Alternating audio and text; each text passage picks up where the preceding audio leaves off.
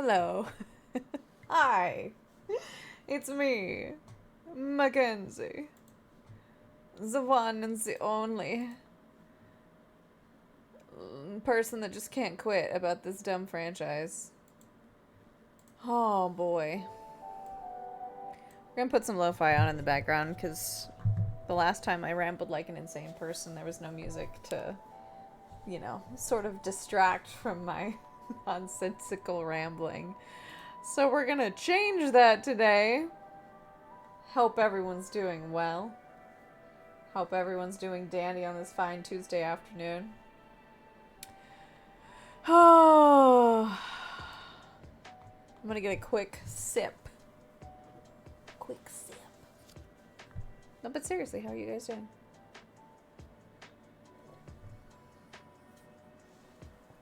Oh my god. Today's been a weird day. If I'm honest with you. Hi, Shadow. Had Jack and Coke and you're vibing. God, that sounds amazing right now.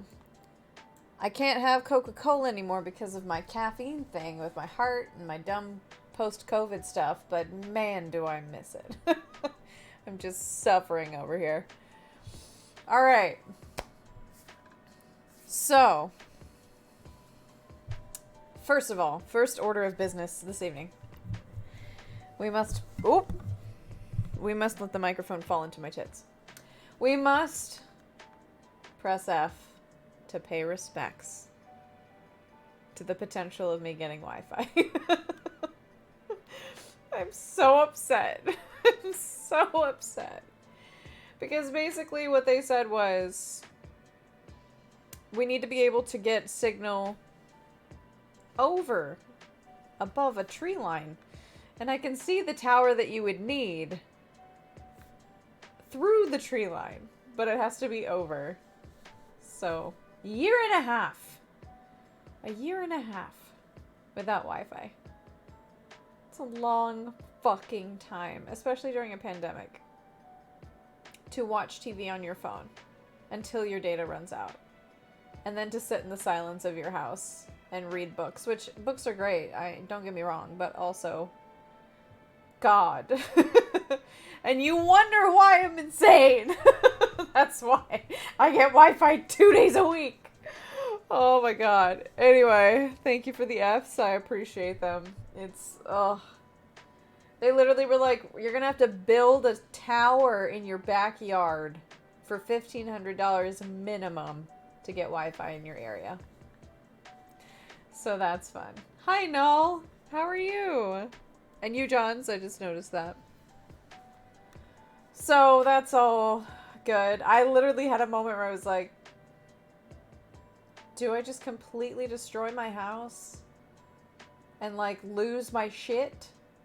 Or do I let this go? And I let it go. But I was so angry. Oh, yeah, no Sly Cooper either, because literally it's only on PlayStation 2. It's not on Steam. It's not on the Sneaky Sneaks webs. No, you are not Afterthought nothing. Don't give me that. Hi, Alex. I didn't. I just wanted to feel alive again. So instead I took my dog for a walk. And that was grand. We walked around town. Anyway, that's not why you came. Just getting that out of the way. No, I did not get Wi-Fi. Yes, I am suffering. So yeah, I actually am gonna talk to somebody about how expensive it would be to actually put a tower in my backyard. I am that fucking desperate. It's terrible. You've heard people getting outrageous quotes to bring internet out to locations. It's insane. I had AT&T there. Like 3 years ago, there was AT&T there. And then when they switched deals or they like partnered up with somebody else, they took it away. I had fiber, baby. I had fast shit, and then they took it away from me. And the people less than 100 meters to my left, there's like an entire neighborhood of like high-end apartments and things. And they have fiber and they pay $700 a month for that shit. It's like, It's excessive, and I'm dying inside. So instead I stroke I'm giving myself ASMR. There we go. Okay. No, not new haircut. I just split it down the middle this time. I gave myself an Elric part, but thank you. I appreciate you. How are you, Felix? I miss you. I am terrible. I need to DM a game at some point. I need to actually, like, set up the next chapter when we get all of your juicy details about this Sneaky Sneaks bard. I need to plan that. Have you considered satellite internet? That's what I have had, and I got 2 days of Wi-Fi a month. So, and I paid $140 for it. Not happening again. Never again. Sometimes you do just gotta give yourself some ASMR to cope with life. That's, yeah. What I really want right now is a warm chocolate chip cookie, a hot bath, and then to do some squats. Because squats make me feel better. Yes. Comcast was asking for a few $1,000s to lay cable. I mean, I would just... I'd come up to the line of killing someone. But I would not, obviously, to get Wi-Fi. I am feeling it. We can just hang. I would be cool just hanging. I'm going to get my shot next Monday. So, I'll get my rabies shot, and then we can be pals again. I miss being pals with people in person. Glad you're not in that business anymore? Hell yeah. Fuck that shit. Fuck it. You don't get ASMR, it confuses you and gives you a headache. That's what my sibling said until the right one was presented. So maybe you just haven't found the right juicy ASMR for your soul. I literally get like the tingles that they talk about up and down the back of your head. So I just do. You nearly flipped your shit when you saw ERCOT saying you need to conserve. And you were like, not again. Right? Your brother got the rabies shot last year for real. Oh no, that's not good. Right? IRL. What is that anymore? I just miss going to the movies. And I miss going to bars and dinner. Like, I just want to be with people. And I miss kissing bartenders. It only happened once. And I was not drunk. It was consensual. But I miss being able to interact with humans. Anyway. Let's talk about what we're here for, right? You're not here to listen to me complain about my lack of internet. You're here for some semblance of a stream. We're going to start it out with shameless self-promotion, just to get that out of the way. Gourd is coming to your Steam inbox next year, 2022. It is the same producer that produced, or was going to produce, ex-producer of The Witcher 3. I am in this game, I believe, as one of the playable characters. It is my understanding. So we're going to briefly peruse this bad boy because shameless self-promotion. It's basically like Civilization, or if you remember Age of Empires, the classic. Except that it's based in Scandinavian mythology. It's a dark fantasy game. There will be combat involved because I remember screaming a lot. And a lot of death and a lot of so it's happening. I don't know. I think I'm trying to see out of these people which one. I think I might be Twyla. I'm not sure. Because I actually did get some art before the game came out of my character, but I can't release it yet because I'm not allowed to. But I don't know if that's me or not. We're going to find out. It's officially a game and I'm officially in it, people. IGN did a thing on it, so it's an official announcement. It's already released on wishlist for Steam. You know how these games work. Who knows if it'll come out? I'm excited about it. And so far it's got 300,000 views. So, buy my games so I can keep doing games. I'm not gonna I'm not gonna pretend here. Buy my games so I can keep getting jobs. And buying games so that I can stream games. Can we hear the kissing the bartender story? You may! Brief intermission before we get on to the Final Fantasy thing. Once upon a time. Let me get some music back going. Once upon a time, I was writing in a bar. And we're not talking about a bar. We're talking about, like, an Irish pub on the corner of downtown, right? And in this pub, they have a huge fireplace, huge leather chairs, darts. It's dark ambience. They have, like, dim lighting. It's just, like, the perfect place to write a murder mystery, which was not what I was writing. I was writing a dissertation on ethics because I decided to that day. So I was upstairs with a group of friends. They were drinking, and I was drinking but writing. And we were all just having a grand old time, and then this bartender was like, "Hey, what are you writing?" And I was like, "Whatever. I get this shit all the time." And I let him take a look at it, and then he started talking about ethics as, like, an actual discussion about what I was writing about. And I was like, dude knows his shit. So we got to talking, and he was very nice and very open and just sort of a puppy, and I loved him. And he was smart, and he wanted to be an actor, and I was like, dude, we have so much in common. So he was like, I mean, I bartend here. I'm actually about to move away, but, you know, like, do you want to come to the bar tomorrow night and, like, have some free drinks? And I was like, yeah, sure, whatever. And then we can see where the night goes. So I decided to go, and I did. And honestly, like, I got there thinking, like, we're going to see how this goes, get some Jack and Coke out of this. Literally, like, when you said that, I was like, hey, Jack and Coke was my drink. I'm going to get some shit out of this. But also, like, I actually liked him, and it's so rare. And so, like, I go in there, and it's, like, the busiest night they've had all week. And he's like, oh, my God, I thought I was going to be able to get off, but, like, we're slammed. I'm so sorry. Like, hang out, listen to live music. It's cool. And I was like, yeah, it's cool. Like, keep it coming. We're good. But I paid for the drinks because I felt shitty. So,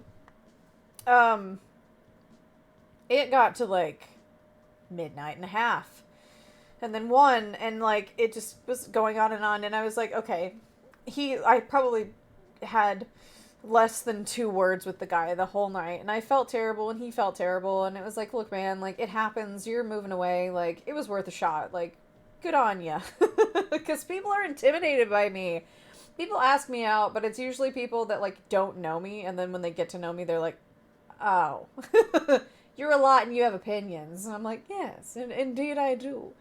But, he, like, didn't give a shit that I had opinions, and that was so nice, and so it just didn't work out, and he was so harried and flustered, and I felt really bad, but I was like, I gotta go. Like, I had studies in the morning and stuff, and I had work in the morning, and so, it was a 2-story bar, and there was a walkway up to the 2nd floor, and I was like, I gotta go. So I paid my tab. He wasn't there. He had to go downstairs into the kitchen to get drinks for everybody and come back up. Or not drinks, food.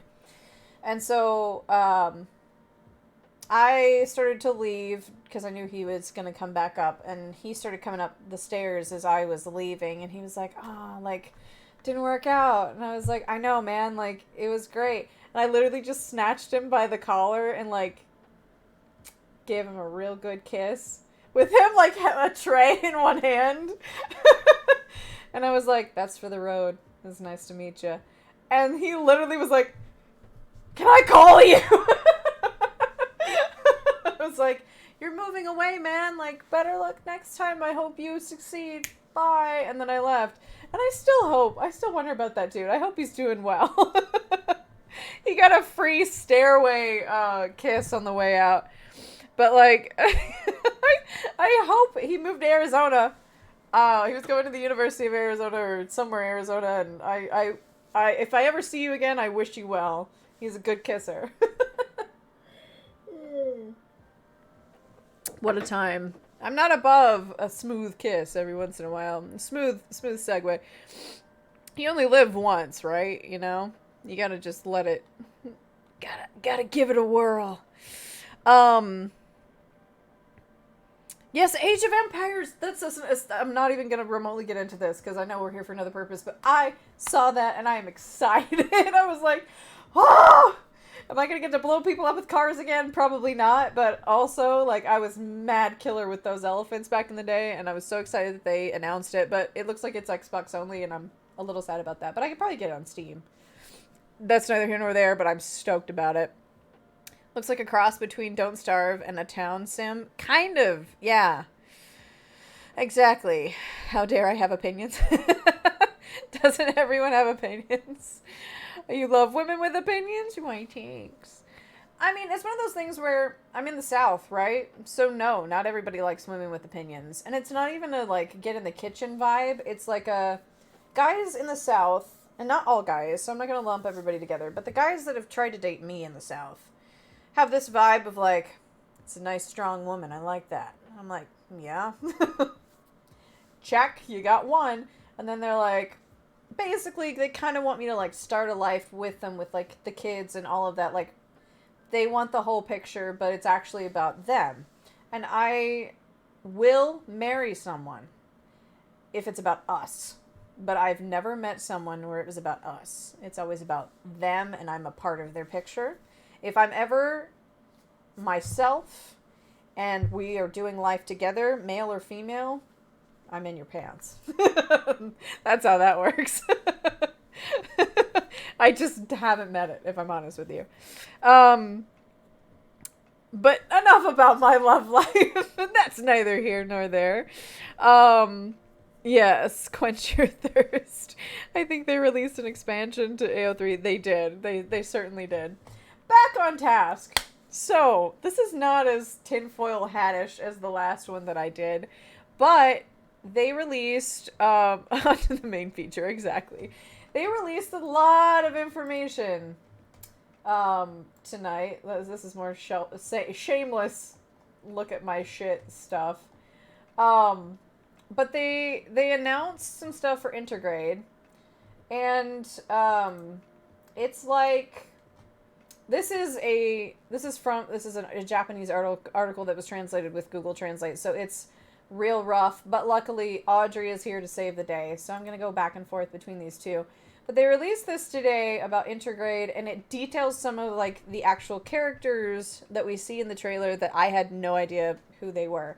So that's fun. One thing right off, let me just skip to this because it irritates the fuck out of me, and it's the only thing that irritated me out of this entire thing. So Yuffie, right? Gorgeous. Really? Really? Her shorts unbuttoned? She's like fucking what? 15? 16? Really? It's fucking inappropriate. Anyway. Back up here. So, they basically detailed some things. They gave, like, a very rough translation of what they're saying it's about. So, in the turmoil of Midgar, where Shinra Mako Furnace is basically what they're trying to say here, was burnt up and blown up, Yutai secretly lived, which is translation, shinobi, and others make a leap. They appear on the scene. Sonon, a partner who wears a Moogle cloak and can rely on Yuffie, a girl. So basically, what it's saying is, Sonon and Yuffie are going to go around town in Midgard. What they're looking for is the ultimate materia, right? Which, in OG FF7, now that I've played it, is what Scarlet is after to try to stop, well, to be a bitch, but also to try to stop the big weapons from coming in and annihilating everything. But also just for her experimentation, because she's a piece of garbage, and we all know that. So, Yuffie is on the hunt for this ultimate materia prior to us meeting her, which is new. And that's something that I don't know why they chose to go that route, other than to just sort of give you an intro to Yuffie and maybe tie Wutai more into the plot than we had originally seen, which makes sense, because they're trying to tie the compilation together. And Wutai is a big part of Crisis Core, for sure. And I think it's mentioned in Dirge, but Dirge is the only one I haven't played because I've been told it's garbage, and I will play it, but I haven't. I've just skimmed the bullet points of Dirge. That being said, the tagline for this one is, "The world that I squint at, the screaming did not reach my friends." It's very vague, very Kingdom Heartsy. Don't have any idea what it actually is about. Yuffie doesn't seem to be the protagonist that would be that deep and emo about stuff, but whatever. So they do a piece on Yuffie. Once again, really? But anyway, we're moving on. Wutai are the enemy. Zack was a failure to lose to such foes. Look, bitch, he ended the war. Sephiroth took the credit, but Zack fucking... Anyway, you just love getting under my skin about that. Oh my god. Anyway, she looks amazing. Now, granted, it's literally like the same clothing model as Cloud, and then they just changed it green, but that's fine. Who the fuck cares? The armor is different. It looks very nice. The texturing, like, it's sexy. I'm excited. Okay. So, basically, what we're gleaning from this article is that there's, obviously, like, an HQ, a Shinra HQ, which they touched on in Remake. And Shinra HQ, they're the ones that sort of, like, branched off from our beloved heroes, because our beloved heroes went a little bit too much on the terrorist side of things. And HQ, apparently, according to this, wants to sort of tilt the whole perspective of, like, the war and their actions on Cosmo Canyon teachings, meaning, like, about the life stream and, like, protecting the planet, but also the war with Wutai. So they're more concerned about how Wutai affects Shinra, apparently, than something else. Than like, our guys, which are kind of like, let's blow shit up! Like, they're amazing, but that's what's going on here. So, the first person that they introduce is this guy, Shiji, I think is how you pronounce his name. The translation's so much better on her account. But you refers to you guys. It's like a secret word referring to Wutai. So this guy's from Wutai. He is like an infiltrator. He's been undercover in like the Shinra slums for a while now. New character. Never a part of the compilation before. Seems to be Quick Hands McGee. You know, he's the one that goes in and in the trailer it is like a distraction for the Shinra soldiers, right? It's a Wutaian who lives in Midgar. He acts as the liaison between the Wutai government and main Avalanche branch. With his street smarts and fast moves, he's been able to survive by sliding out of trouble. He shows Yuffie around the Sector 7 slum. So he's going to be a guide, but he's also apparently a liaison. So, like, Avalanche is balls deep in Wutai's government, which we kind of already knew, but is sort of also something that they mentioned in passing but never made canon until, like, very recently. So, like, we always knew it. They always talked about Wutai, but it was this weird, separate thing far off in the stratosphere. But now they're, like, making it a thing. So that's interesting. I honestly think it's a good thing to do because of all of the setup that they did in Remake. You know, you had the president basically being like, you know, we're going to blame this on Shinra, spike everybody's patriotism, which happens everywhere, and then we're going to go back to war with Wutai if this keeps up. We can just annihilate them, take all of the shit that we've been trying to take from them anyway, and it'll be grand. So it plays into all of that, for sure. This dude seems fine, and then we had this lady here, right? Nayo? I'm not 100% how we're pronouncing this yet. Let me see. She kind of looks like Tifa. A little bit. It's like the character model. Kind of like they did with Sonon, if I'm honest. Like, they stretched a pre-existing model and just went with that. That's kind of what it feels like. Sephiroth did nothing wrong. He's an angel. Sure, bud. Sure. I mean, technically, if you think about it, he is terrible and the worst and all of the things. But technically, it was Genova doing 90% of the things in original Final Fantasy, trying to get Sephiroth's body back in action. So a lot of the bullshit that Sephiroth pulled is technically Genova, if you really boil it down, including the big, bad, terrible thing that happens to a certain beautiful flower girl.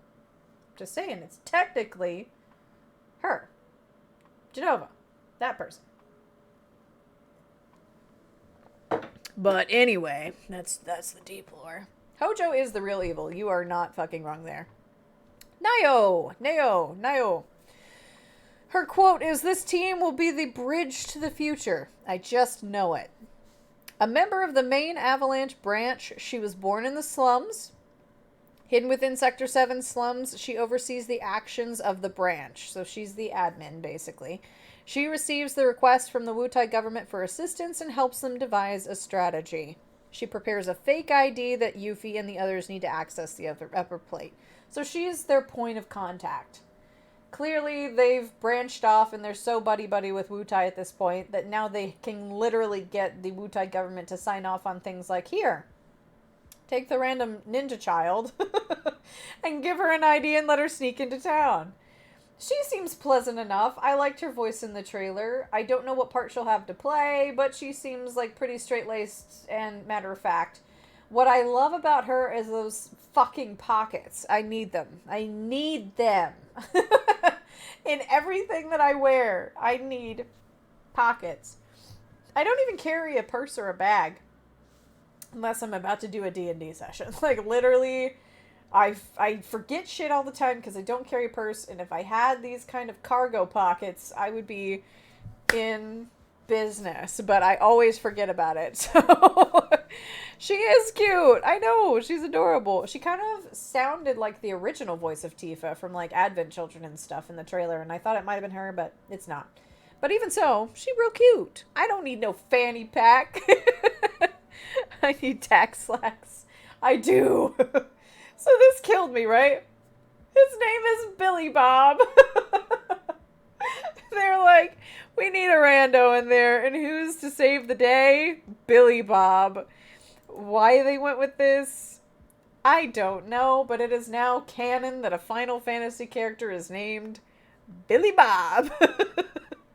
So divine. His quote is, "Midgar has Shinra victims too. Don't forget that."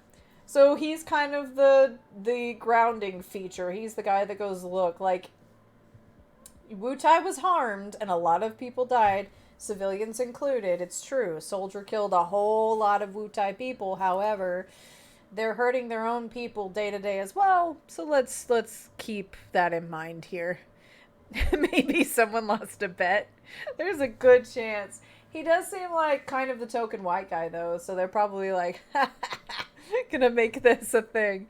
A member of the main Avalanche branch. He was born in the slums. He's extremely experienced compared to the other members who are hidden away at the Sector 7 slums. However, he doesn't put his experience to work and instead has a very laid-back personality. He's very good with alcohol and can drink as much as he wants without getting drunk. He apparently collects his intel from people at bars, which lends credence to the fact that he'd probably get some insider information from the Seventh Heaven. That's my guess, is that this guy is sort of going to be our tie-in to our crew because he's a drinker and visits Tifa's bar often. That's going to be my vote, especially since he's a Sector 7 alumni. He kind of looks like a mechanic. Doesn't look like there's a whole lot going on here.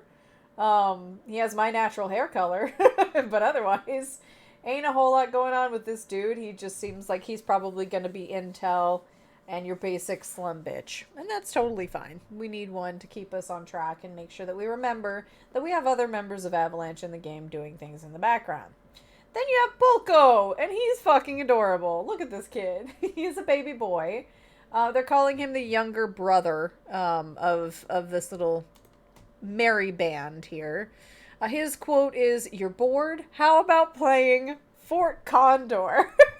So apparently they've made Fort Condor an actual video game within the canon of the new franchise. And I think that's hilarious because I spent like 45 minutes and I beat it the first time and then I tried to do the second part and I did not beat it so much when Shinra actually showed up. So it is what it is. But look at him, isn't he adorable? You'll die for him, Felix. He's adorable. Cloud Strife, Tifa Lockhart, Zach Fair, Sephiroth, and Billy Bob. Exactly. One of these things are not like the others.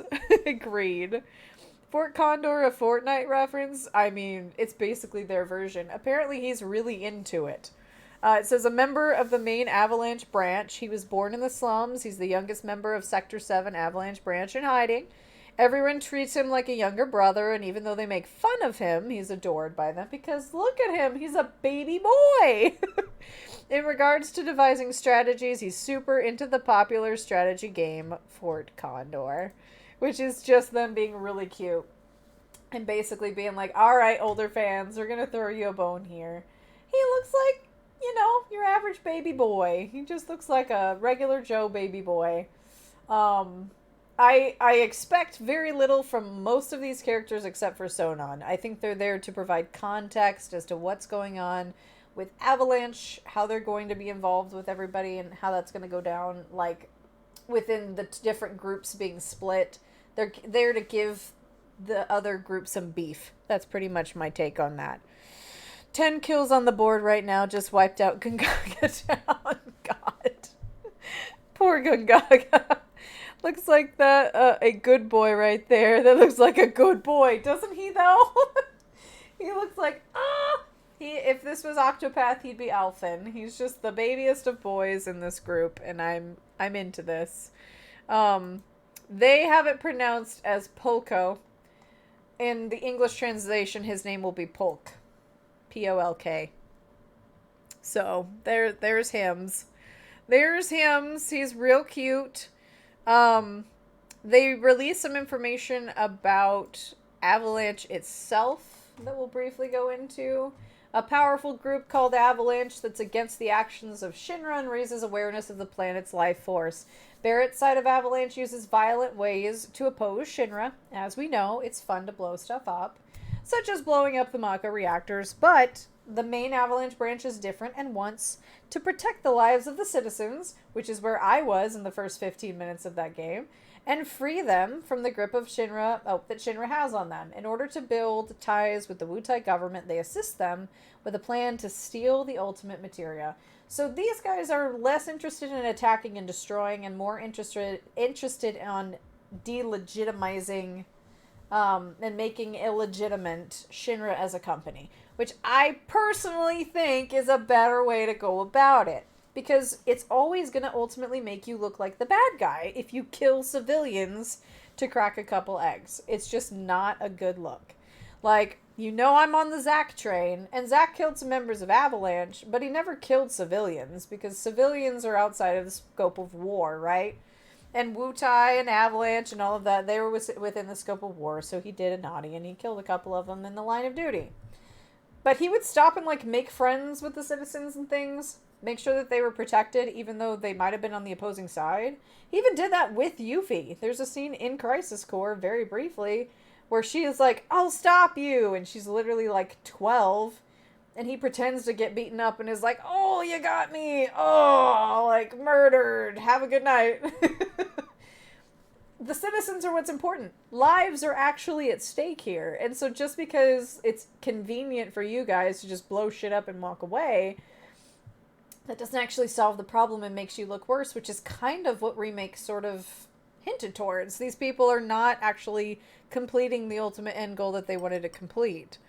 He looks like a kid I knew growing up. Aww, that's adorable. He does look like the Maze Runner kid, kind of. You're not wrong about that. That's weird. Zack totally killed civilians. He was a war criminal. Have you been listening to the Shinra Network? Have you been listening to that? He was KIA while he was killing civilians. He's got that Forever 12 vibe. He kind of does. He's a nice little baby boy. There's a lot of good voice actors, by the way, that are included in this. She details who everybody's going to be, so that's fun. And yeah, there's a lot of solid people. These are mostly the Japanese ones. She had a list of the English ones. I'll have to find it. But anyway, yeah. We're getting more and more stills from Intergrade. It's looking like it's going to be beefier than I thought it was. And the last thing that they mentioned about it, she does a stream too, by the way. It's real good.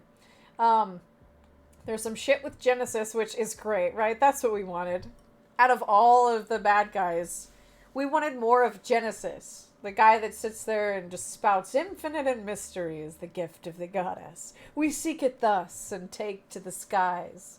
Ripples of light and dark spread afar. The wandering soul knows no rest. And you know why I know that? Because he fucking repeated it, and that was his only line in the entire game.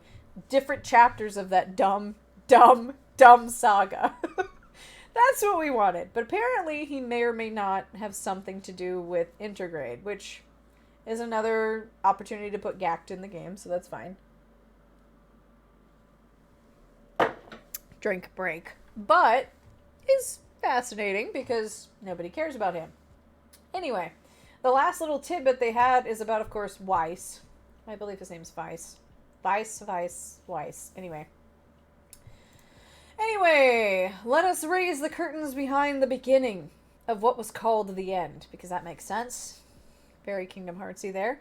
A ruler donned in all white who controls Shinra's top secret underground research center, Deep Ground, which is a reference to Dirge of Cerberus. I didn't know they existed until I was about 17 years old, and I was trying to write a fan fiction, and I was like trying to envision what the government would look like now after everything had gone to shit. And then I was like, what is this World Regenesis organization? Who is Deep Ground? And so I sort of vaguely learned about them.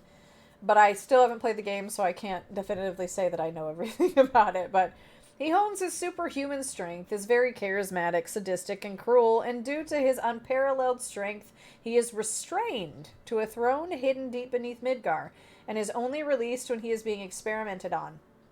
As he's kept under inhumane conditions, he quietly waits for a chance to exact his revenge. So good old Weiss, right? Here's the thing about him. According to most understanding, and you can kind of tell from the light going on with his outfit there, he's a VR character. Like, he's the consciousness embodied of Hojo. So he's, in essence, his backup drive, is my understanding. A potent backup drive with Squall's weapons? Like, look at that shit. Anyway, so he's not the antagonist of this DLC, which is fascinating.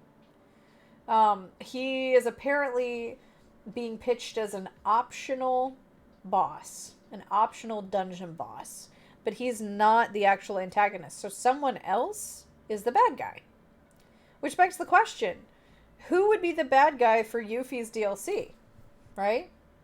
Because if it's not this guy, because clearly there are soldiers that pop out of nowhere, like we see in the trailer. Deep Ground soldiers come and they chase after them and all that stuff, the deeper they get into Shinra. Because obviously, who's going to be the bad guy? Please tell me. Please tell me it's not Genesis. Because outside of him just being obnoxious, right? Because he is obnoxious, but you kind of... This is just me. This is no one else, I understand. You kind of feel bad for the guy. I hate him, cannot stand him, and would be happy if I never saw him again. But you kind of feel bad for him a little bit, in the sense that his entire life was, truly, much like Sephiroth and Angeal, outside of his control. He was experimented on like everyone else. His body was degrading. He was the first one to figure it out. He had to try to piece all of that together. And what that ended up coming up to was, no, you're just going to die of degradation, which they've made degradation canon as of remake, when the president talks about how, okay, like basically, great, you're a member of Soldier. For how long? Because we all know the degradation process is a thing. So they've made it canon now that that's a real problem for Soldier Ops, is that they trade power for, like, in essence, their lives. And that's fascinating when it comes to, like, who's going to be the villain and everything. Because if it is Genesis, right, he will have found a way to stop the degradation, because otherwise he's degrading. Like, that dude looked fucked up by the end of Crisis Core. So unless they found magical pills that created a way for him to not have his arm falling off, he's in bad shape. So I'm gonna need details as to who this bad guy is. But Genesis seems to be the logical person, and I hate that. Of course, it could be Hojo. You know, you could go up against Hojo, but I feel like he's a generic villain for all of the game anyway. You're gonna come up against Hojo, and technically this guy is just the embodiment of Hojo. So he's going to be a bad guy. But the question of who is going to come after you is fascinating. I don't think we're going to get an appearance from Sephiroth, because Sephiroth seems to be some weird separate entity, right? At this point. He seems to be like... I know that there are, in canon, apparently, 4 different Sephiroths right now that were featured in Remake. Every single Sephiroth was not the same Sephiroth, apparently, is the new thing. So he's come back in different timelines, and one's like just seen by Cloud, and others are seen by the whole party. And then there's one in the future, and then there's one that's like, it's bizarre. But there are many Sephiroths going on, and I feel like that's Cloud's story, and I don't think that we'll see an appearance from Sephiroth in the DLC. Which begs the question, who's going to be the bad guy? Who is it? Zach Fair is a war criminal. I trust honorable news services like the SBC, the Shinra Broadcasting Corp. A stamp my cartoon is on. He's a good boy who never stops. Why is sing mode so expensive? Because I see you and you would make me sing. I don't want to sing. So what you're saying, Weiss has an interest in exploring new worlds. 4 Sephiroths. Does that mean him and his 3 kids are running around? That has also been the question of the day, right? Because in the book, the kids are all right. The 3 children, right? The Advent children, they can take on different forms. Kind of like Genova did when she originally came and tricked the Cetra. She, was able to trick them into, thinking they were loved ones. And it even happened in OG when Sephiroth became Tifa for a second to go and trick whoever you decided to give the materia to. The black materia, I think. It's been a while. No, it hasn't, but I'm dumb. So, yeah, Genova's cells can kind of make you a shapeshifter in a way, and they appeared in this book as a friend of Kyrie, the girl in Remake that's annoying and steals stuff from you and goes back to the church all the time. They turned into one of her friends and was like, hey, can you help me out in this? And almost killed her. They're bizarre, and they can also shapeshift. So, could be. It could be that 3 of them are Kadaj Yazoo and Laws. I don't know, though. Let me see if I can find that article, though, because speaking of that, there is something weird about the 4 Sephiroths, right? Because it seems to be related, once again, to time. And one of these days I'm going to do a crazy person tinfoil hat, this is my mad, crazy opinions on all of this shit, right? But I'm not going to do that one today. I will spare you. But the 4 Sephiroths are kind of interesting because it really lends credence to the fact that maybe there's more going on to this game than just a remake. It truly is probably a sequel and yet the same game. It's very bizarre. So an article came out and a couple different outlets picked it up. But with Sephiroth, right? There's a weird thing going on with him. So since the launch of the Ultimania book is what they're talking about here. Ultimania is so far only in Japanese, so we're up a creek until December. I have pre-ordered it because I am a nerd. But we won't get an English copy of the Ultimania for this game until then.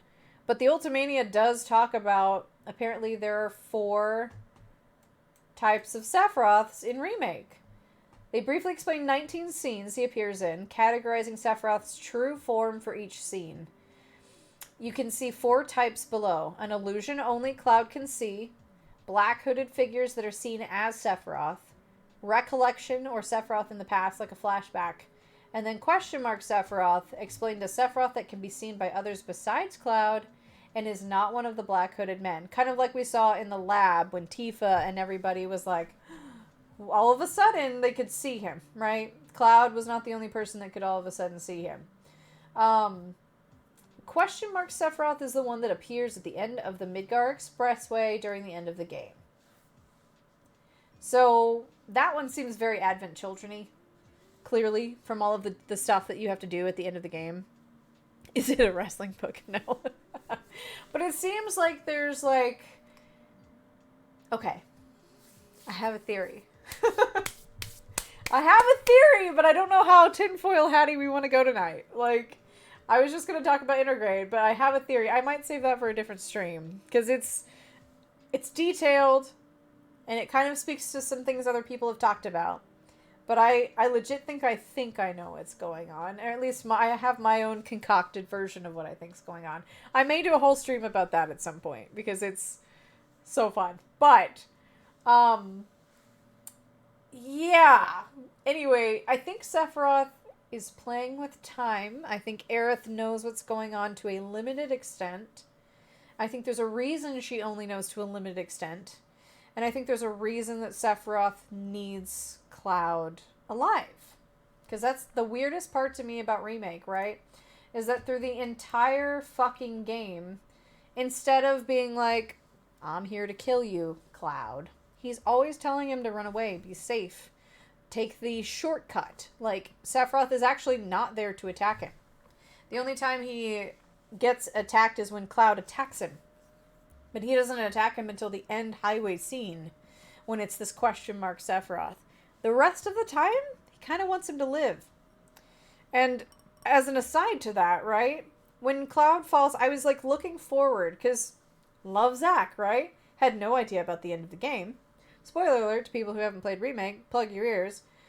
I was looking forward to Zack, his little tidbits, right? That show up like, hey, bud, you might not want to do that. Not one! Not one! And I love Zack, so the whole time I'm like, well, that's weird. Huh. We get a black feather instead? Noted. And then we get to the church, and it's like a second form of Cloud. So it's like, okay, like, alright, that's Zack, right? Like, cool. I don't think so. I don't think it's Zack. If you look at the dialogue, right, for in the church scene, let me find that real quick. Now that we're on that. Hang on.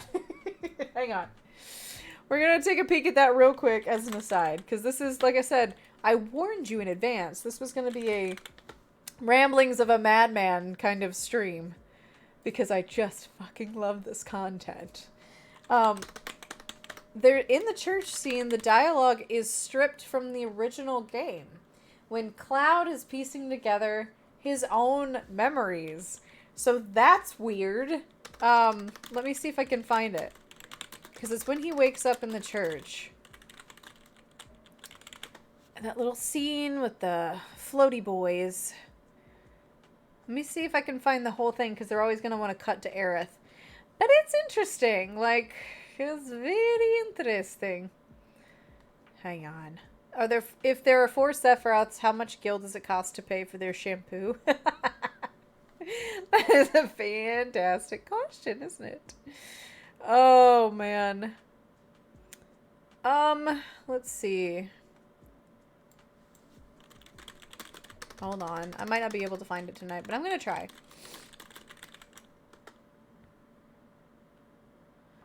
Oh, yeah. Yeah, I might not be able to find it because they're just going to cut right to Aerith, which, samesies, but also... Oh, wait, no! This one has it. Sweet. Okay, hang on just a second. We're going to watch this. So, this is fascinating. This is fascinating to me. Let me pause my music here real quick.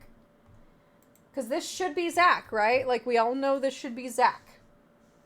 But it does not appear to be Zack. And every time Zack is supposed to show up in this game as a cute little encouraging voice from the past in his own mind, instead we get either Cloud or Sephiroth. So check it out. Oh, that quality is terrible. But that's the highest she goes. Oh, there we go. Take a drink while we peruse.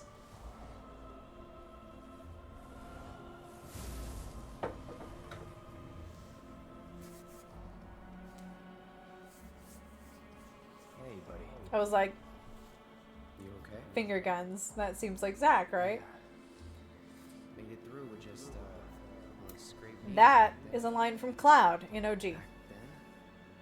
What do you say? So is this. We doing this? Never mind about that. Right now, you need to focus on yourself. Move something. It's like the piecing together scene at the end of OG, right? Like, it's the same dialogue. Good. It's not, hey buddy, you've been through this before. You can do it. It's not that. Steady. It's encouraging, but it's not quite Zack. And then we get this bullshit. Who are you? Who are you? And the background turns black. You're everything.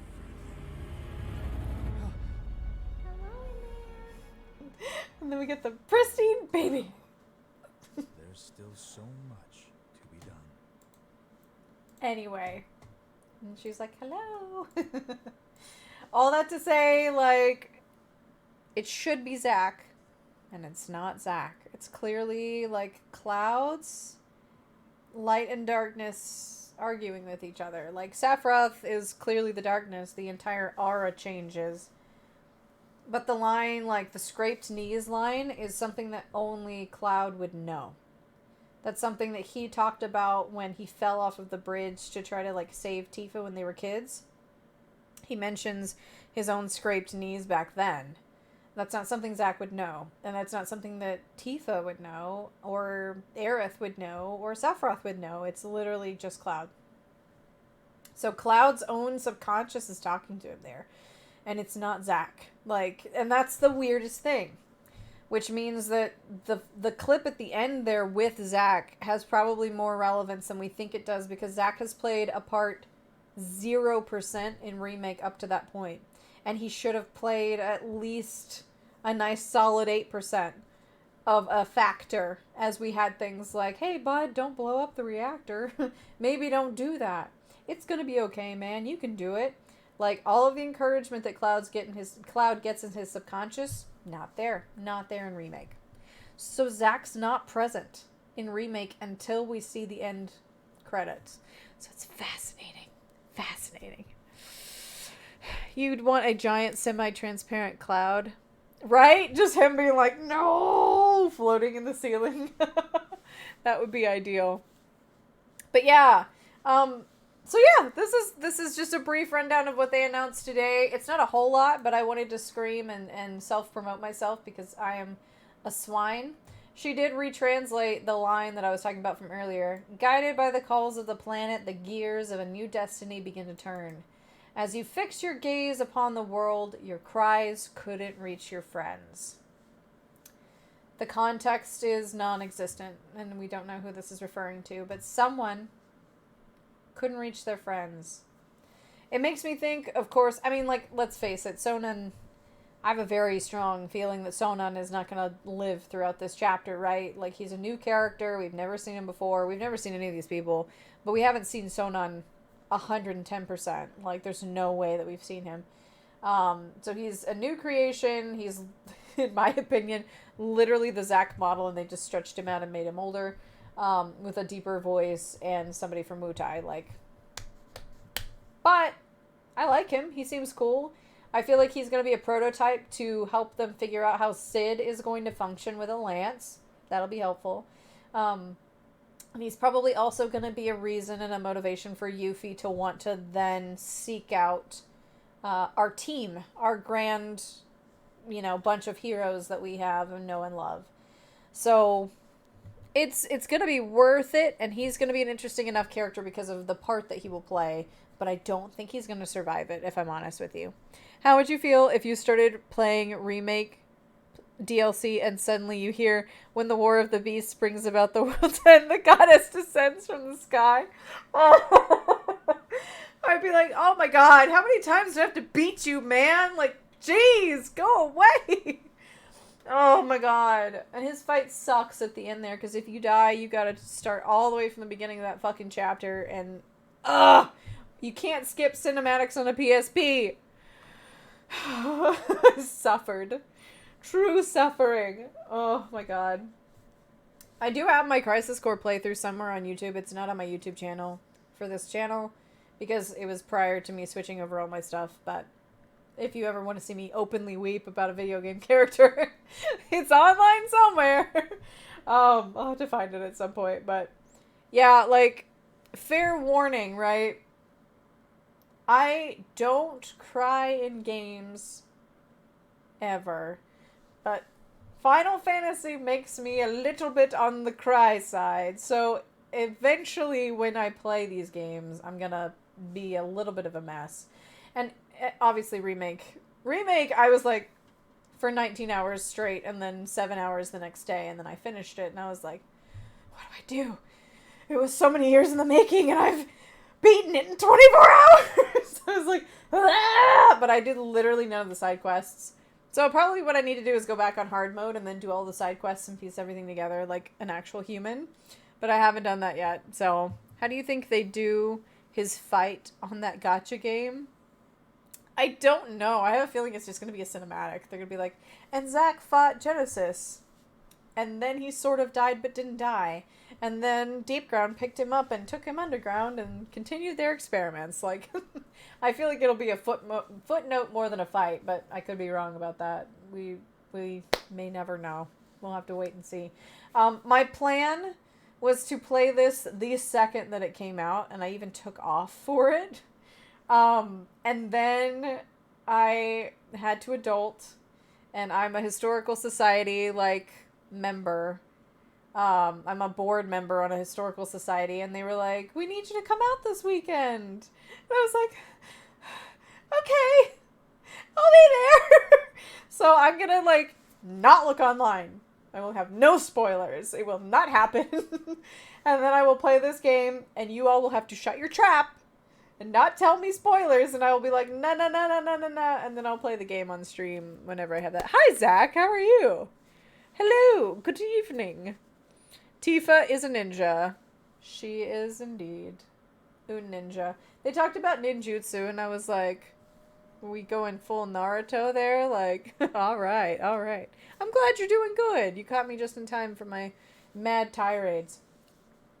But yeah, this is, I am so excited for anything FF7. I always will be. I don't even care if it changes the story. I have zero expectations, which means that everything that comes out to me is just new and exciting and fun. I don't care if they change things because I am attached to the franchise. It was one of the first things I was ever attached to as far as video games was concerned. Period. End of subject. And that was just from Advent Children and Crisis Core. So this world is like a whole lot to me and I love it. However, right, I'm not an old school fanboy, so I'm not attached in the same way that a lot of people are that are disgruntled. So I'm just excited to see all of this new stuff. That'll work for me. Hello, friendo! Wielder of Steel. Welcome. Future Cloud cosplayer here.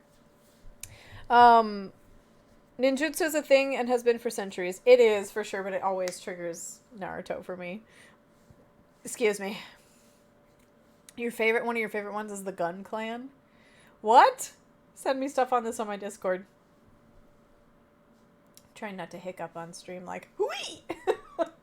That's what wine will do. But yeah, this is a very important franchise. I wanted to play it day of. I will be probably in Virginia when this happens, so I'm a little bit sad about that, but I can't very well just pick up my desktop and stream from a hotel room. That just is terrible, so I'm not going to do it. $10 says the Gun Clan survived the longest. Could be. But even a bulletproof vest doesn't save you in this franchise, so if they were in this franchise, it is what it is. They're just gonna die. But anyway, I kind of want to do a tinfoil hat crazy person stream about what I think is gonna happen in Remake at some point in the future. I don't know if you guys would be interested in something like that. But 11 of you showed up tonight, so at least some of you are interested in that. So I'm probably going to do that in the future because I've heard a bunch of different theories swirling around, and I think a lot of people are so invested in the story that bits and pieces of what they're saying make sense. But I, as sort of a new person, not to the franchise, but just to the whole plot as a whole, because I literally just played OG, like a month ago? Because I am so distanced from it, I feel like maybe I can piece some of the things together that we have seen so far without having an emotional bias towards it. The only thing I'm emotionally biased towards is Zack, as we all know, and Reno, but more Zack. That's the main thing. So I might do one of those because I feel like that's fun to piece together. I'm the kind of person that loves speculating. Like, will we know? Of course not. We're not going to know for a year and a half, 2 years, or until I'm like a grandparent. But as it stands, I still like trying to piece these things together and just see. And it's always hilarious when you get to the end of this journey and like actually get the next chapter and you're like, haha, very wrong. Or super right. Like sometimes it's just fun. So I'm thinking about doing one of those in the future for sure. This might be a short stream because this is kind of all I wanted to talk about. And also, You had better put your shit on my... Get on Steam right now. Put my game on your wish list. Shameless self-promotion. Put it on your wish list. I don't know how much it'll be. It's not even going to be playable until 2022. But do it. Because I like being in video games. And the more people buy the games I'm in, the more video games I get to be in. So do that. But yeah. That's kind of my stream for tonight, guys. I appreciate you listening to my shrieking ramblings. I can't be more excited about this. I'm still super stoked to see like how they're gonna actually incorporate Yuffie into Midgar when we haven't seen her yet. It's going to be fascinating. She's not even supposed to meet them until they're like way out there and have already captured a chocobo. Which was god awful, let me just say, as somebody that did not play OG and then had to play OG and then had to capture a chocobo. For the love of God, just give me a chocobo. I will pay Gil for a chocobo. Just give it to me. I hated that. I hated it. I did not breed chocobos because I was so burned by finding a chocobo. Oh my God. I did watch your favorite summon and it is quite cool. That was the Knights of the Realm, right? I did, yeah. Yeah, Round. Yes, I did watch that one. It's so good. But yeah, I have thoughts about what I think is happening, but not how it will be resolved. My fear, in short, is that Cloud is going to end up being a Horcrux of sorts for Sephiroth, and the only way to actually make Sephiroth go away, because he's so ingrained in Cloud's literal genes, is to kill Cloud, and I will die if that happens. I will die inside. A cardiac arrest on stream. I will be like, no! But I'm worried that that's the direction that they're going with it. I know that Nomura likes to hurt people's feelings, so that's one thought. Totally worth the hours of breeding. Kill Cloud and have Tifa just be forever alone? Like, what kind of ending is that? At least Zack and Aerith both, spoiler alert, died. Like, they could be together in the live stream and Aerith can watch them all from afar. But leaving Tifa alone after she lost everything? It's terrible. That would be a terrible way to end the story. I don't know. I feel like whatever this is, it's meant to close the story loop, right? Like, they're not going to want to revisit FF7 again for a very long time, if ever. This is sort of their creme de la creme, like, everybody that's still sort of involved is kind of involved still, and they literally are like, we're gonna die eventually, so we need to make 7. And I get that. But if they wrap it up in a way that makes it so final that there's no hope at the end of it, I will weep openly on the internet. I will be like, why would they do that? I had already played Crisis Core and I was over there like, I hate this. I hate it. Tifa always has the big guy she dressed up for. Well, no, because Reno kind of kicked him off of the side of a cliff, so he's very squished somewhere in Wutai. That's my understanding anyway. But oh my god, I have so many feelings and thoughts and things. But yeah, what do you guys think? Would you be cool with me coming back at some point later on down the line and doing a crazy person stream on what I think might happen? Because I have so many thoughts. I am literally the Charlie Day gif of like, Carol! That's where I'm at in this process. But I've heard so much and I'm just curious. Like, I love hearing what people have to say about it. I love hearing like you guys' thoughts on it. I love new ideas to all that shit. Max rants. Yeah, exactly. Until someone decides to reboot the series and redo timelines. Yep. Again, which I'm sure will happen when I'm, in my 50s. What if in seriousness they killed everyone off so the ending in OG is canon? I have wondered about that too. Because they did have the plan to originally keep everybody dead. Like that was a legit thing. They were going to kill half of the party when they parachuted into Midgar at the end of the original game. And they didn't do that because it got nixed. But, like, that was an original thought. And I'm just like, don't do it. They're bringing everything together in a circle. Remake is sort of a sequel, if you think about it, because of all of the things that we're seeing. Cloud's flashbacks are from OG, but they haven't happened yet, which means that's new. He didn't know about things in the future in OG, but they are things that exist now in the remake timeline in his own head. So something's going on there. And honestly, they can do whatever they want because of the ending of OG. I just finished it, and it ends with Aerith praying, and that's it. Which could mean anything. It could mean anything. It could mean that we then started at the beginning, and that was all a vision that Aerith just saw. It could be that Aerith is now in the live stream, and she's guiding all of them through to the next chapter. It could mean that she is... The game starts over. The timeline starts over because they failed. We don't know, honestly. Even 20 years later, we don't know. That's the truth. Everybody assumed, but we don't know. And now they have complete control of that. So, this is really cool. I'm glad that my mad person rantings are entertaining. Oh my god. Yeah, it could be anything. It could be anything at this point. This is a franchise built on love and support of 20 plus years of fans being like, these characters in this world is fantastic and I want more of it. This is the Matrix. This is the 7th version. Kind of. Oh my god. Yeah, there's so many things that they could possibly do. Zach's part in all of this is going to be wildly different. And honestly, I mean, I love the guy. I don't think he's going to be that involved. But I'll get into that later, too. I don't think Zach is actually going to be that much involved in the storyline, even though they hype it up like a cliffhanger. I don't think he is. You posted a picture from a national museum in Japan from ninjas that specialize in explosives and fire. Thank you. I appreciate it. I have a Discord, guys. I am never on it, but I have one. Look at that. Dude. I want to be a gun ninja. Look at that shit. That would be incredible. That's very Ghost of Tsushima, which I just finished on my own time, and God, is that a good game. Holy shit, is that a good game. If they don't let that main actor play his own fucking character in the live adaptation of that, I'm going to riot. I'm going to beat up an executive somewhere. It's not going to be pretty. Oh my god. Language.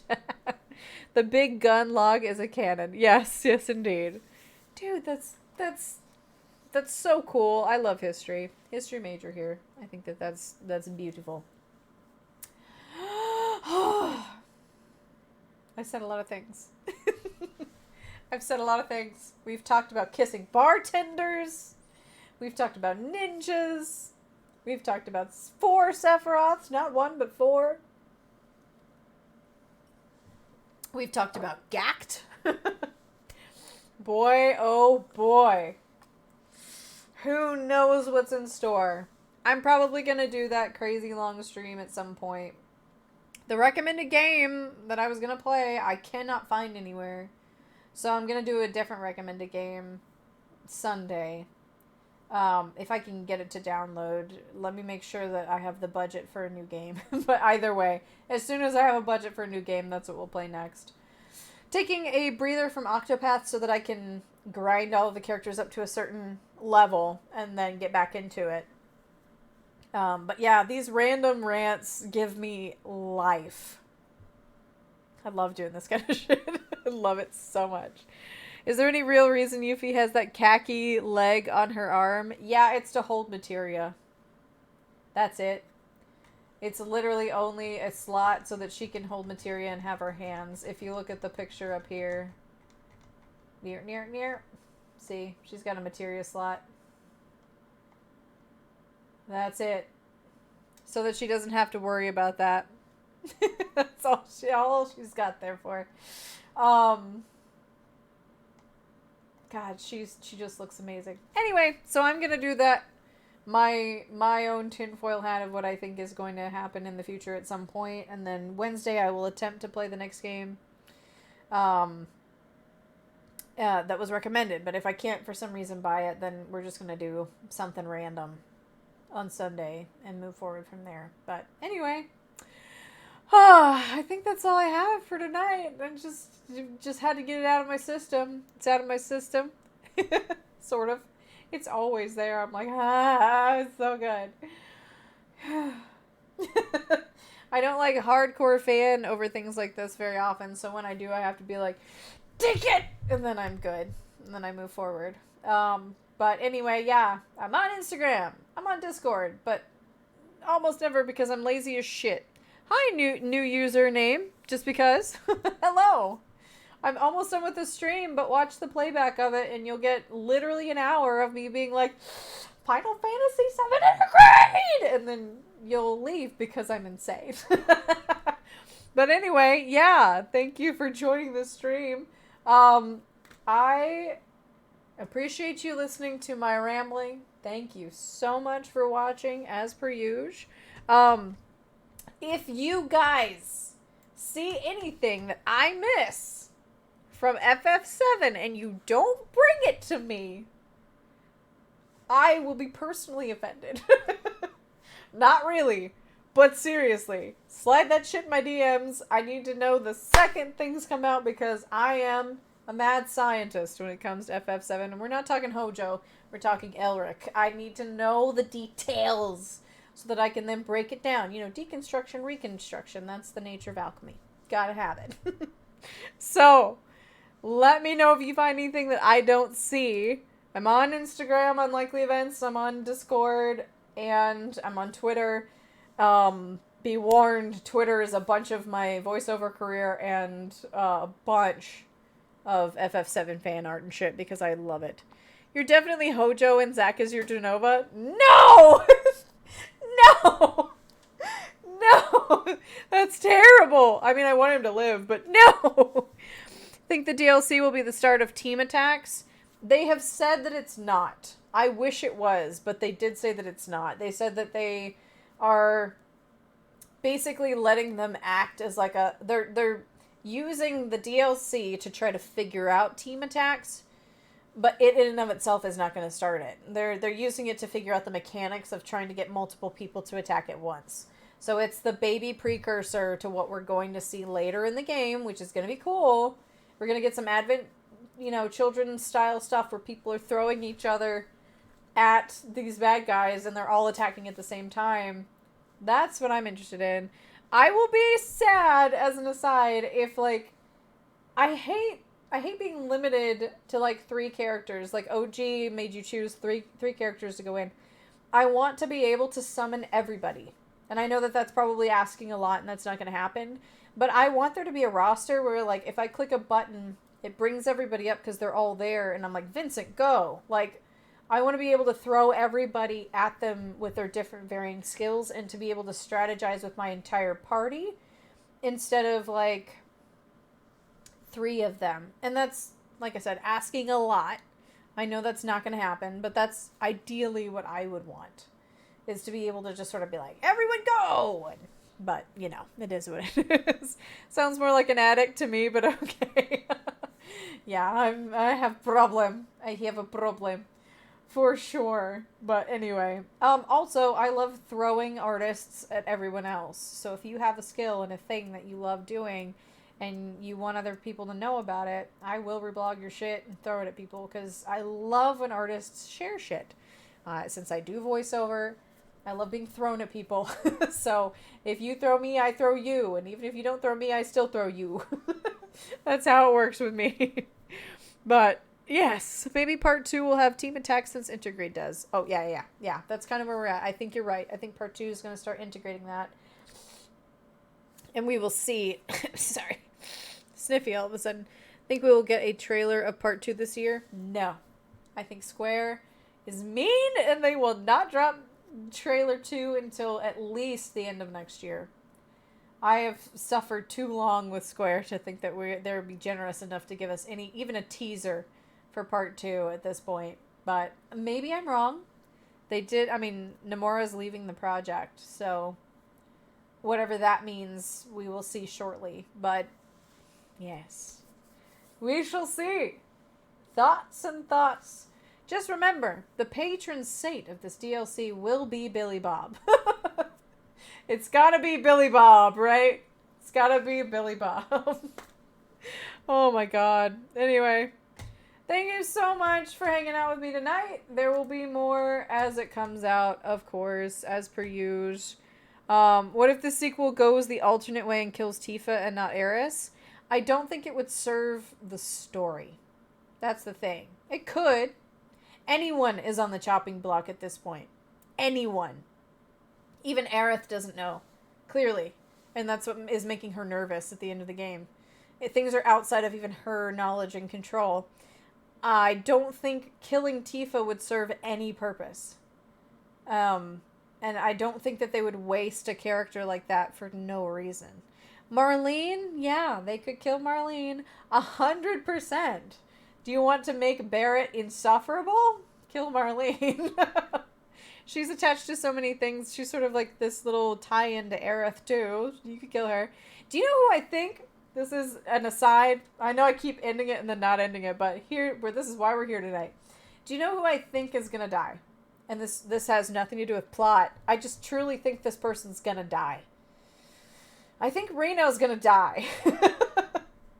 I legitimately, and that's not me being like, whatever. I legitimately think Reno is going to die by the end of Remake. I don't think that we're going to get a tie-in to, like, Advent Children. I think this is going to be a separate timeline. I think they're making Reno feel bad about shit way too early in the game. Way too early in the game. Because he didn't even sort of remotely have a hesitation about dropping the plate in OG. At all. But I think Reno's going to die. And I think if I was to speculate, it would be one of those, and possibly Rude. They might die together. Because they just typically do everything together. But I think that if they die, it's going to be one of those, like, you know, you guys get out of here. What about you? Don't worry about me. We got this. And then they don't got this. Like, bad guys giving them the exit because, as Rude said, no, I'm not bad, but sometimes I have to do bad things. Like, I can see them letting them be the full anti-hero because, honestly, their story after the end of OG doesn't go too far. Like, if you read The Kids Are Alright, they're basically described as children playing Office because they have nothing else to do. Shinra's gone, Rufus is sick, and no one's there to, like, boss around anymore. So their job is to sit there and hope that Rufus gets better. And that just seems like it's not something that Reno would like to do. So I can see them giving him a flashy ending just to sort of be like, haha, but who knows if I'm right. That's my vote if I was to say who's going to die. I think it's probably some of the Turks. Just to sort of thin and cull their ranks a bit and also to give some finality to the Turks as a whole because it sort of left them in the wind in Advent Children. You just sort of go, guess they're out there. So, anyway. How far apart should FF16 and Part 2 be from each other in terms of release date? At least a year. If it was me, I'd put them at least a year apart. Because, I mean, right now they're dropping Nier Automata.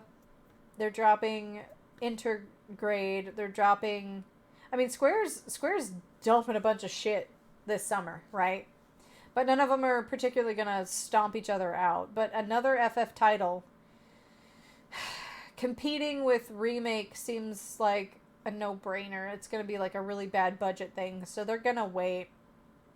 I think they're going to start hyping up 16 this year. Like throughout the rest of the year is probably going to be 16 heavy. Because they want people to remember that Remake's a thing. But they've also dumped a ton of budgeting money into 16. And it looks really good. And they're going full blood and gore. And they're going old school, like, dungeon-esque, like, medieval stuff, D&D. So, like, they're not going to want to pass this opportunity by. So it's got to be at least a year, which means that we're going to be elderly by the time Part 2 comes out. But I knew that going into it, which is why I shouldn't have finished it in 24 hours like an idiot. But I did. And now I'm suffering. Oh, they gave so much more to Jesse, Wedge, and company. And they made sure they died by Dementors interfering with the plot. Tifa, I could see happen. But did they die, though? Because Biggs is back. And if you look on the desk next to Biggs' little bedside, Jesse's glove and Wedge's headband is there. So did they die, though? What I think they did was set it up to let you think, right? Yeah, cliche redemption arc, by the way. Yes. Yeah, exactly. What I think they did was basically, A, set the precedent that, like, oh, this is a different timeline. Like, people lived that shouldn't have lived. That's weird. Zach lived. Biggs lived. That's weird. What's happening? To sort of let the fans go, okay, like, this is different. This is a new story, but the same story. But I think they simultaneously did that so that from here on out, there are no takebacks. Like, what happened by breaking fate is the last chance you're going to get to save anybody. From here on out, if people die, they are dead, and they are not coming back. And that is going to suck. That is going to hurt my entire soul. But they have to set that precedent, or else we're just going to assume, because Zach came back and Biggs came back, we're just going to assume, oh, and Barrett came back. Like, people will just come back. They set the precedent that they're changing things to then wound you deeply later. But how we're going to be wounded is anybody's guess. You don't know anything about 16? You haven't seen a thing? Subverting your expectations? Yeah, exactly. 16 looks really good. I won't go into it here, but I'll post it in the Discord just so you can feel the trailer. A Life for a Life, feel like bringing people back needs a cost. I think that's exactly what they're doing. What they're doing in the ending of, like, remake is basically saying, we're making the slate blank, even though the story will be linear, like it'll follow the same beats, right? We're making what happens in the heart of the story blank, so that we can have a sandbox to sort of, like, add new ideas and characters and, like, what ifs to it without breaking the story. But at the same time, breaking fate is it. There's no going back from defeating fate. So from here on out, what happens, happens. And I think the beauty of it is OG is still intact, right? If this is a different timeline, it doesn't mean that OG didn't happen. It didn't erase anything. It's still there. It's still the baby that we loved and nourished, right? Thank you so much for the follow. It's an honor. I appreciate it. OG is still going to be the baby that we know and love. And it's going to be the thing that people grew up on. And, like, the nostalgia factor is still going to be there. But remake is going to be something that pulls new fans in, while simultaneously, like, trying to pay as much homage as possible to that OG world, and yet making it a new idea. And I think that that's fair. It's been 2 decades. It's okay. Like, I have things that if they change, like, fandoms and stuff that I grew up with, that if they change things about them, I'd be like, interesting. But generally speaking, it doesn't bother me that much, as long as it's pulling new people in, it gets the story to come alive again, and we move forward. Like, in essence, don't be Star Wars, and we'll be fine. Don't be Star Wars, and we'll be fine. Don't give me the exact same thing that I've already seen in new characters, and then spit it back at me and expect me to give a shit about anything that happened. And I'll be fine. If you take the same story and people and then just make the world and the concepts new, and you add more to it, and you make the world a living, breathing place as much as you can within the confines of a new system, because it's pretty much limitless at this point, with the PS5 being Sony's, not Sony, well, yeah, but basically with the PS5 having the capacity that it does, from here on out, they'll be able to sort of broaden the world and give us the whole feel of what it is to be in Midgar in the world. So, yeah, I get that, but the same reasoning tried to justify Star Wars and J.J. Abrams' Trek. See, okay, but here's an unpopular theory, or not theory, but opinion. I liked J.J. Abrams' Trek. I know that people didn't, and I know why, and it's valid. But I still enjoyed it, because I just love a fucking good story that brings new people in. Because I was one of the people that it brought in. We were in a Trek family. Like, I knew who Spock was, because he's on stuff, right? Like, live long and prosper. I was like, okay, whatever. But I didn't grow up with Trek. So I watched J.J. Abrams for the first time and was like, these characters are cool. Like, they're wonky and they're quirky, but I love this dynamic. And I went back and watched original Star Trek. And even though it was from eons ago, I fucking loved it. Bye. Thank you for coming. It was nice to meet you. It was a pleasure and an honor. Thank you for following, by the way, and I hope you have a good night. But yeah, because of that, like, I get it. Like, you don't want things to change, and they've retconned the pre-existing timeline for Star Trek, and that's not good. I don't recommend that.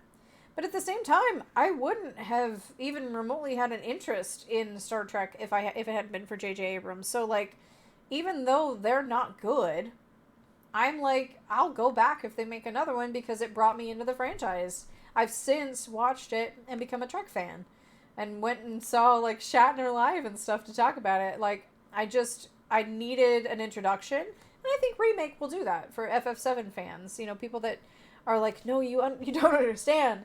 You have to, like, get to know these people. The thing is, it's happening. Like, the more people that I introduce to Remake, the more people get interested in the old stuff. Like, they want to piece together how this happened and how they got here. So it's okay if it's different, and it's okay if it's new, because that really does bring new people into the franchise. So there's nothing wrong with that. Do you hear that? I'm starting to get congested all of a sudden. No, voiceover will be down for 3 days. I've heard a rumor that 4th Star Trek movie is in the works. Me too. And apparently it's a timey-wimey thing where Kirk is going to meet his dad, which is Chris Hemsworth. So that'd be divine to see him again. But change can work, but actual care for the original work is important. Exactly. Have I seen the original Trek movies? I have. Yes. That's what I'm saying. Like, I wouldn't have given a shit about any of that, but I went back and watched all of the OG Trek movies. And yeah, some of them were boring as shit, but like Wrath of Khan shook me to my bones. I was sad, man. It's just, that's what these franchises do. They loop you in, and then they pull you in, and then they go, okay, like, explore, right? Take all the things that have come before and explore and see, like, what's going to happen from here. And that's what Remake is doing. So I love it. I forced Wielder of Steel to come over to my sibling's house and watch all of Crisis Core to piece together some stuff that happened. Like, it's just, that's what this is now. Oh, man. If they don't have Hemsworth without his shirt on, no matter what, it will be a horrible movie. You gotta have them Hemsworth titties. I have a video for you to watch. It's called Star Trek Klingon. It's a prequel for Undiscovered Country. Send it to my Discord. I will watch it. Okay, guys. I'm way off topic, but thank you so much for my rambling tirade. When I have a more cohesive bullet point of what I think is going to happen in the next installment, I'll do another one of these rants and raves. If you're just joining and missed it, it will be there in my on my YouTube, because I have a YouTube only to store my videos. It's just for VO days, but it'll be on Unlikely Events on YouTube, same icon, or it'll be on my little, video dash thing. So just watch back if you missed my rampage. But yeah, thank you so much for watching. I appreciate it as always. I hope you have a great rest of your week. Pray to the gods that I can somehow get Wi-Fi. And statistically speaking, there's always a chance for unlikely events to take place. You all have a fantastic evening. Ta. Which is my version of bye.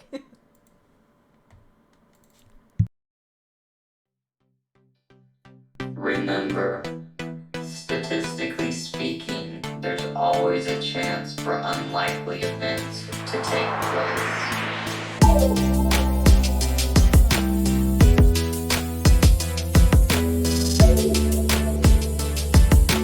Unlikely events to take place.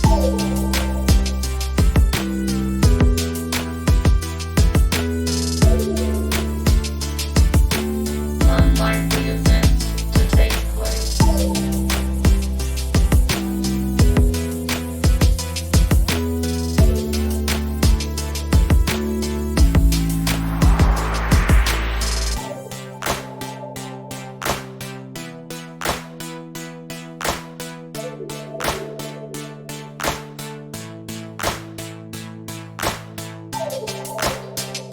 Remember, statistically speaking, there's always a chance for unlikely events to take place.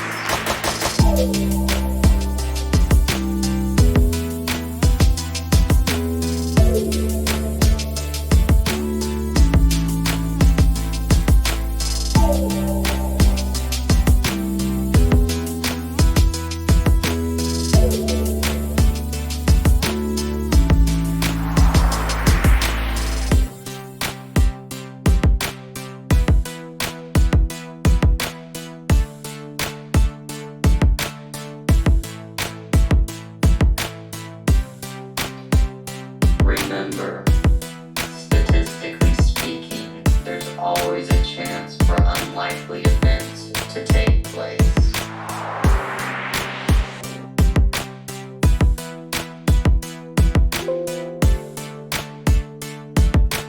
Unlikely events to take place.